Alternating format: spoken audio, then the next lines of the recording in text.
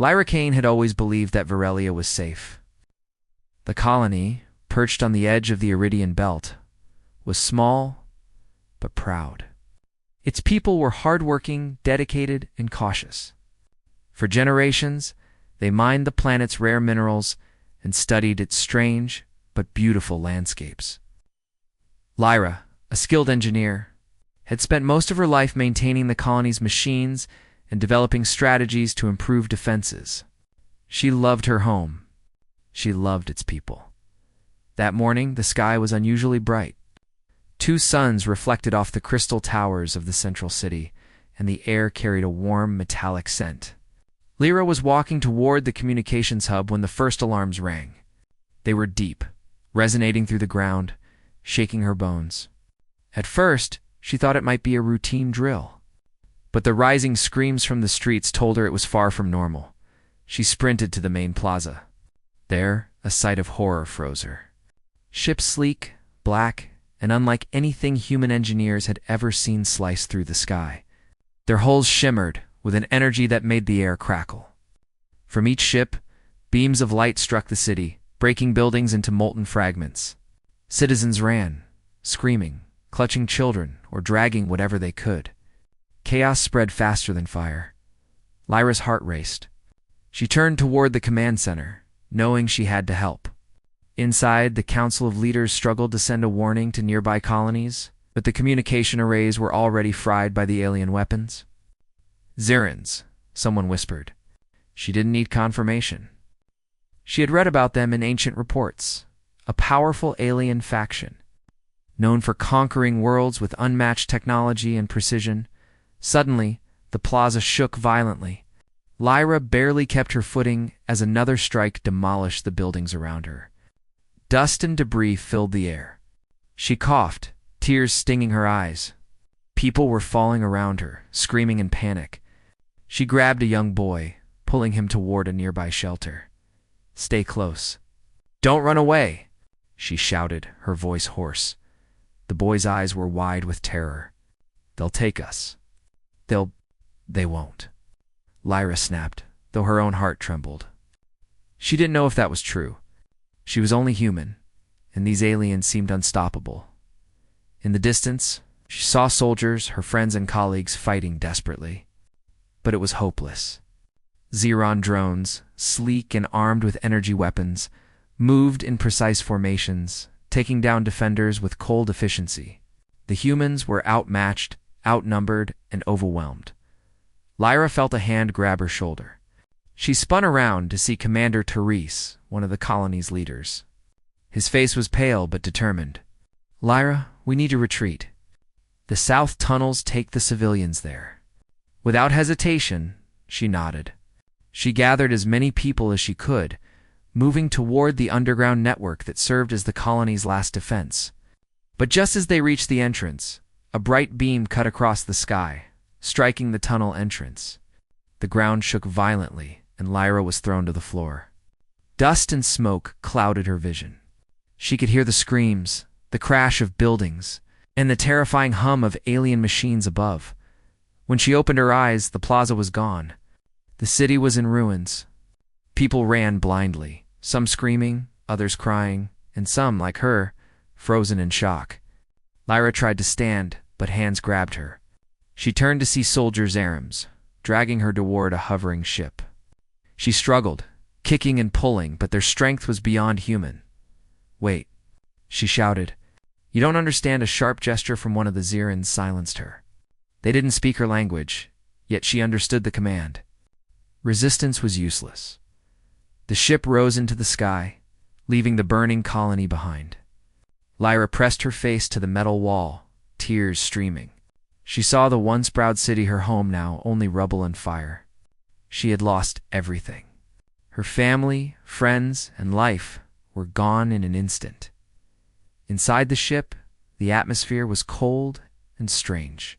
The Zirans studied her silently, their movements precise and disciplined. One of them stepped forward, taller than the rest, with a regal bearing. He looked at her in a way that was neither cruel nor kind. His eyes held a strange curiosity. Lyra stiffened. She had been trained to read people, to detect intent, but she could not read him. His expression was calm, almost calculating. "You are Commander Roloth," she whispered. Remembering the name from intercepted transmissions, he inclined his head slightly, as if acknowledging her recognition. Then, without a word, he signaled the other Xerons to release her hands. Lyra's anger flared. "Release me? I'm not your property." Rolette's gaze did not waver. "You are," he said in halting basic, the common language of galactic trade. "For now." Lyra's blood boiled. The words cut deep. She had heard of captives being taken as spoils of war. But to be treated as an object, a prize, she could hardly breathe at the thought. Yet she understood one thing clearly. Arguing would achieve nothing. Survival would. Over the next hours, the ship traveled to the Xyran homeworld. Lyra was confined to a small chamber, dimly lit, with only a metal bed and a console for basic communication. She spent the time studying the layout of the ship, the movements of the Xerons, anything that could help her. Her hands trembled, but her mind remained sharp. She was determined to survive, to find a way to turn the situation to her advantage yet. Despite the rage and fear, she could not ignore the presence of Raloth. He appeared at regular intervals, observing her, speaking sparingly. She noticed the way he watched her, not with cruelty, but with attention. Every question he asked was precise, yet neutral. There was no mockery, no unnecessary force. Lyra refused to let herself think of him as anything other than an enemy. She repeated the mantra in her mind, "He is my captor. He is not to be trusted." But even in her defiance, she could not deny the subtle complexity in his demeanor. There was intelligence there, perhaps even restraint. By the time the ship reached the Xyran capital, Lyra had resolved one thing. She would not be broken. She would find a way to escape, or at least to resist. Being called spoils of war was unacceptable. She would survive no matter what. The Xyran city spread out before her like nothing she had ever imagined. Towering spires of black and silver, glowing bridges that arched between floating platforms, and skies filled with ships of all sizes. It was inspiring and terrifying. Lyra pressed her forehead to the glass, trying to memorize every detail. Every observation could be useful. As the ship landed, Roloth approached again. This time, he spoke more clearly. "You will come with me." Lyra stiffened, ready to resist. But deep inside, she knew she had no choice. Survival required obedience. For now, walking through the grand corridors of the Xyran Palace, she noticed the alien beauty in every detail. Living walls that pulsed softly, floors that reflected light like water, and distant towers that hummed with energy. Everything seemed alive, yet controlled, precise. And unyielding, much like Raloth himself, he led her to a chamber prepared for her stay. It was not a prison, not entirely, but it was a place where she had no freedom. Lyra felt the weight of her new reality settle over her. She was alone, far from home, in the hands of an alien race that saw her as nothing more than property yet. Despite it all, a spark of determination burned brighter than fear. Lyra straightened her back, clenched her fists, and whispered to herself, "I am not theirs. I will survive. And one day, I will turn this around." Outside her window, the alien city shimmered under the twin suns. Lyra knew that the coming days would test her courage, her intelligence, and her strength. She did not yet understand the depth of the challenge ahead, or the unexpected bond that might form with the very man she had been given to. But one thing was certain. She would no longer be called spoils of war, not while she still had breath in her lungs. Days passed, each one blending into the next. Lyra Kane learned quickly that surviving in the Xyran capital required more than courage. It required patience, observation, and strategy. Every action she took was carefully measured. The city outside her chamber window was alive with alien motion. Ships hovered silently above the spires. Strange creatures moved with purpose on glowing walkways, and energy currents pulsed along buildings like veins of light. At first, Roloth visited her only rarely, always observing, always calm. His presence was unnerving. yet there was no overt threat. He spoke little, and Lyra responded with clipped words, careful not to show weakness. Still, she could not ignore the subtle curiosity in his gaze, the way he seemed to weigh her intelligence and resolve. One morning, a loud alarm shattered the calm. Red lights flashed across the city, and a deep hum vibrated through the air. Lyra pressed herself against the wall, heart racing. Raloth entered immediately, his movements sharp and precise. "Containment breach," he said. "A malfunction in the energy core. It could destroy a section of the city if not fixed." Lyra's mind raced. She knew something about energy cores. Her work in Varelia had involved similar systems, though nowhere near the scale of Zyran technology. She straightened, hiding fear behind determination. "I can help," she said. Relif's eyes widened slightly. Yes," she said firmly. "I understand systems, controls, energy flow. I can help stabilize it." He considered her for a long moment, then nodded. "Follow me, but stay close. One wrong move, and you may not survive." They raced through corridors and across suspended bridges that vibrated with alien energy. Lyra tried to memorize every detail, every panel and interface. The energy core room was massive, a cavern of light and humming machinery. Sparks flew along the conduits, and the air was thick with heat. Raloth guided her to a control panel. "We must divert energy manually," he explained. "I cannot do this alone." Lyra moved quickly, hands flying over the alien interface. She relied on instinct, logic, and the small understanding she had gleaned from observing Zyran technology over the past days. Lights flickered, alarms blared, but gradually, energy stabilized. A final surge of power passed through the room, and then silence. The core hummed evenly, a steady pulse of energy flowing safely once again. Lyra exhaled deeply, muscles trembling. Raloth regarded her with something that looked like admiration. "You are skilled," he said softly. Lyra's heart skipped. She had expected anger, suspicion, or at least neutrality, but this acknowledgement felt human. She met his gaze and, despite herself, felt a flicker of trust. Yet she reminded herself quickly he was still her captor. She could not let her guard down. Over the next few days, small moments built between them. Raloth did not threaten her. He answered questions she asked about Zyran systems, providing information that helped her understand her surroundings.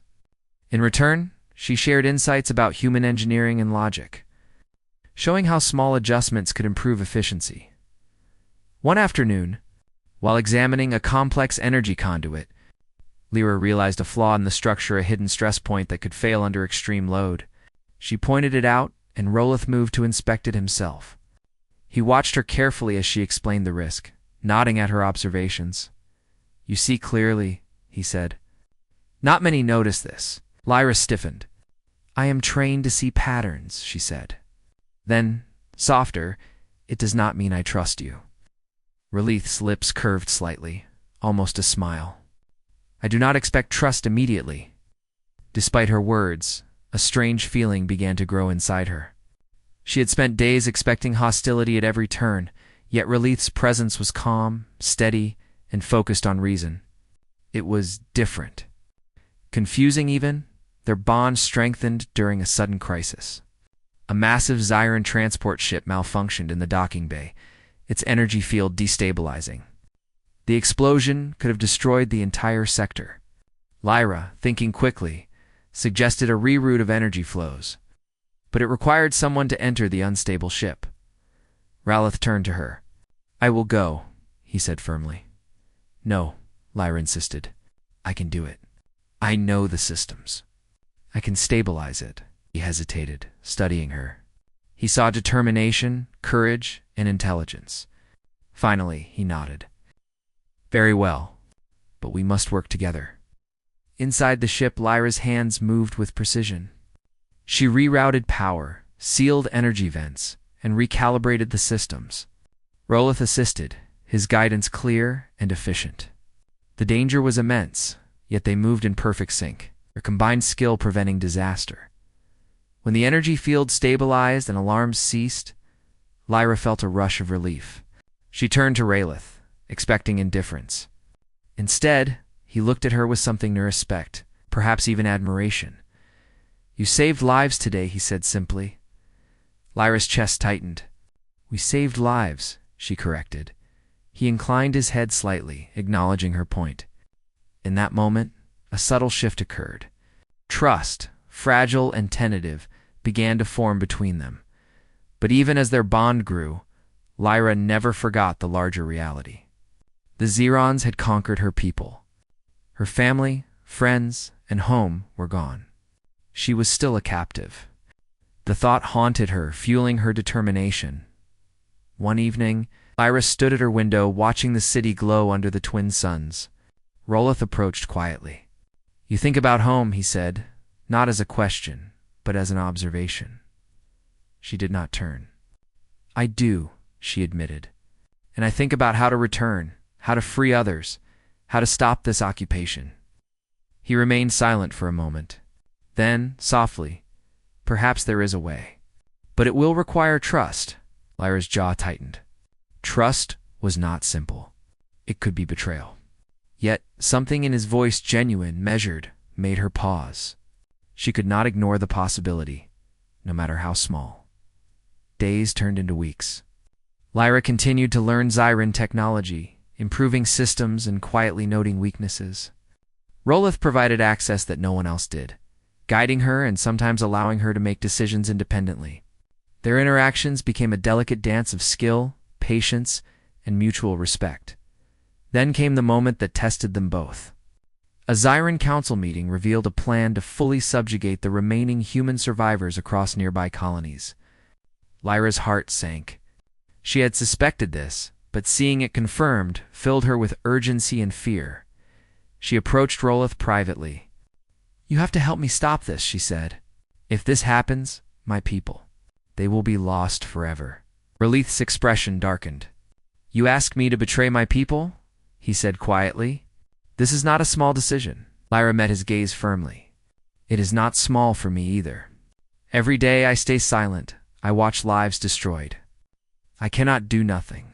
Rolith's eyes searched hers, weighing the truth in her words.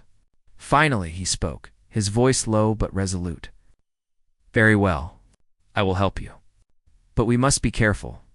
One mistake, and all is lost." Together, they began planning.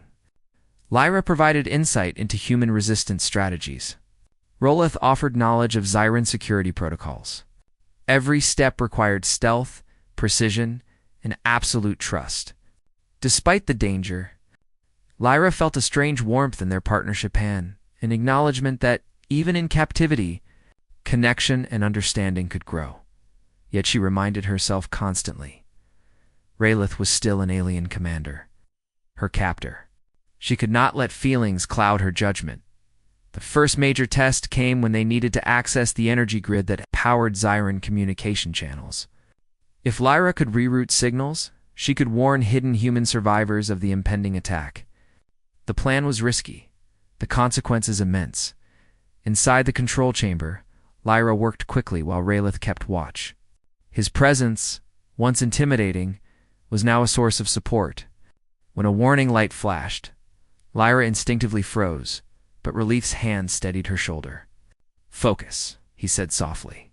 "We can do this." With steady hands and clear thinking, Lyra redirected the signals. The system hummed, then shifted successfully. Hidden human colonies received the warning. Lives were saved. Relief's gaze met hers again. "You are remarkable," he said. Lyra felt a rush of emotion she could not name. Relief, pride, and something deeper. Recognition that, even in a world of war and conquest, there could be partnership, respect, and perhaps something more. Yet, as they left the chamber, Lyra whispered to herself, "I will not forget who I am. I will not forget my people. This bond does not erase my duty." Outside, the alien city continued to shine, alive and indifferent. But within the chambers of trust and determination, a fragile alliance had formed, one that could change the course of the coming conflict. The stars stretched endlessly across the black sky, glittering like tiny jewels scattered by some careless hand. Captain Eric Voss, a human medic and explorer, floated in the observation deck of his ship, the Aurora Pathfinder. He had traveled across countless systems, studied strange diseases, and helped many worlds, but nothing could have prepared him for the message that blinked urgently on his console. It was unlike anything he had ever seen before. A holographic image shimmered into life, depicting a creature he could hardly comprehend. Its skin shimmered with soft gold, and its eyes, large and luminous, glimmered with desperation. The voice that came from the message was melodic, almost musical, but tinged with fear. "Oh, my baby won't wake up. Please help her, human." Eric's heart quickened. The plea was raw, urgent, and impossible to ignore. His fingers moved quickly over the controls, zooming in on the signal's origin. It was coming from a planet in the Lyran Expanse, a world uncharted by human explorers. The planet glowed faintly in the starfield, surface a mosaic of swirling forests and iridescent lakes. Without hesitation, Arik set a course. "Hang on, little one," he muttered. "We're coming." Hours later, the Aurora Pathfinder pierced the upper atmosphere of the alien world. The sight that greeted him was both beautiful and strange. Towering trees with translucent leaves stretched toward the sky, their branches pulsing with light like living veins. Rivers of liquid crystal wound through glowing valleys. Wisps of bioluminescent spores drifted gently in the air, casting the landscape in a surreal, dreamlike glow. Eric landed in a clearing near a small settlement, strange but clearly alive with activity. Alien structures, organic and flowing, seemed to grow out of the ground like extensions of the planet itself. The doors opened silently, and he was greeted by the mother, who had sent the message. Her name was Lyra. Her form was delicate, almost fragile, yet she radiated strength and intelligence. Her hands trembled as she led him to her home, where a small cradle floated above the ground. Inside, a tiny being lay motionless. Its skin was pearlescent, and its eyes were closed. Yet the gentle rise and fall of its chest was faint, irregular, and worrying. "She hasn't moved for hours," Lyra whispered, her voice trembling. "Please, you are human. You can help her, can't you?" Arik knelt beside the cradle, examining the baby carefully. Her physiology was unlike anything human, but there were faint signs of life, a heartbeat weak and irregular, shallow breathing, tiny flickers of energy beneath her skin. Eric's mind raced. Standard human medical procedures would not work here. They could even harm her. He needed to understand the connection between the baby and the planet. He noticed that her tiny body seemed to pulse in rhythm with the glowing spores drifting outside. It was as if the planet itself was part of her life force. He looked up at Lyra, who nodded, sensing his understanding. "Yes," she said softly. "She is tied to the energy of our world. If it falters, she falters." Arik set down his equipment carefully, aware that even a slight misstep could be dangerous. He extended a scanning device over the baby, watching the readouts flicker. The energy readings were unstable, spiking and dipping as the floating spores drifted past the window. It was unlike anything human science had catalogued. "This is delicate," Arik said. "I can help her, but I need to understand how she interacts with this energy. I need your help, too." Lyra nodded eagerly, her luminous eyes shining with hope. She placed her hand near the cradle, and the air shimmered slightly in response. "I can feel the pulse," she said. "It is weak, but it is there. She wants to wake, but she cannot alone." Arik studied the baby closely, his human instincts blending with careful observation. He noticed tiny movements beneath her skin, almost imperceptible, like a ripple across water. He realized that her body was trying to synchronize with the planet's energy, but the connection was unstable. "We will need to stabilize her," Arik said. "I have equipment, but I may have to adjust it in ways that have never been done before. It will be risky, but she can survive if we work together." Lyra's hand touched his arm gently. "I trust you," she whispered. "Please, save her." Arik smiled faintly, despite the tension. "Let's begin." He unpacked his tools, adapting his human medical devices to the alien biology. His scans revealed a network of energy channels running through the baby, delicate and intricate, like threads of light. He realized that any attempt to intervene required precision and empathy. The baby would respond not just to science, but to care, understanding, calm energy. As Arik worked, Lyra stayed close, singing soft melodic tones. Her voice harmonized with the baby's faint pulses, strengthening them just slightly. Eric marveled at the connection. This was something no human medicine alone could achieve. It was cooperation, trust, and shared intent between two species. Hours passed, and the sun of the alien world began to set. The glowing spores outside thickened, drifting through the open windows like a living curtain. Eric noticed the baby's pulses flickering in rhythm with the rising spores. He adjusted his device, carefully calibrating the energy flow to match the planet's rhythm. A sudden jolt ran through the cradle. The baby stirred slightly, but then sank back. Eric's heart pounded. "It's unstable," he muttered. "We need to synchronize perfectly with the planet's energy." Lyra placed both hands near the cradle now, her voice rising in a soft song, her tone steady and calm. Eric focused, feeling her intent in the baby's fragile life force. Slowly, he adjusted his instruments, letting the energy flow through him, through the baby, back into the planet's pulse. The baby's chest began to rise more evenly, faint but steady. A tiny whimper escaped her lips, and Lyra gasped with relief. "She is waking." Arik smiled, but he did not relax. He knew this was only the beginning. The baby's life depended not only on medical skill, but also on understanding this alien world's energy. Any disruption could undo their progress. "Keep her calm," Arik said to Lyra. "She needs our focus. One wrong step, and the connection could break." Lyra nodded, her voice a gentle hum, maintaining a rhythm that mirrored the planet itself. Slowly, carefully, Eric continued his work, observing the faint streams of energy that coursed through the baby. He realized that this world was alive in a way humans had only imagined in legends, a network of energy. Life and consciousness, all intertwined. Hours melted into night, the glowing spores illuminating the room like 1,000 tiny stars. The baby's breathing became steady, and her tiny limbs twitched with awareness. Lyra's tears fell softly, a mixture of joy and relief. "She is waking," Lyra whispered, her voice trembling. Arik allowed himself a small smile. "She's strong. She wants to live. And so do you, both of you." For the first time since he arrived, he felt the deep truth of HFY, not in weapons, not in conquest, but in human courage, intelligence, and empathy. Here, on this distant world, humanity's ability to understand and care made a real difference. Lyra held her baby close, murmuring words Eric could not understand, but their meaning was clear.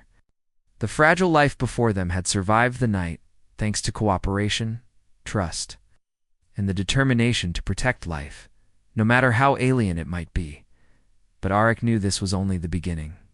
The planet's energy was volatile, unpredictable, and mysterious. To ensure the baby's survival, he would have to explore, learn, and adapt in ways he had never imagined. And yet he felt a spark of hope, the kind that only came when humans reached beyond themselves and touched the unknown with compassion. Outside, the alien night glowed softly. The stars stretched endlessly, indifferent yet beautiful. Within a small cradle, a tiny life pulsed gently, and humanity, in one human heart, had made a difference. And in the quiet, Lyra whispered, "Thank you, human. You have given her a chance." Arik only nodded, already thinking of the challenges ahead. For the life of the baby, and for the future of understanding between their worlds, the real work had only just begun.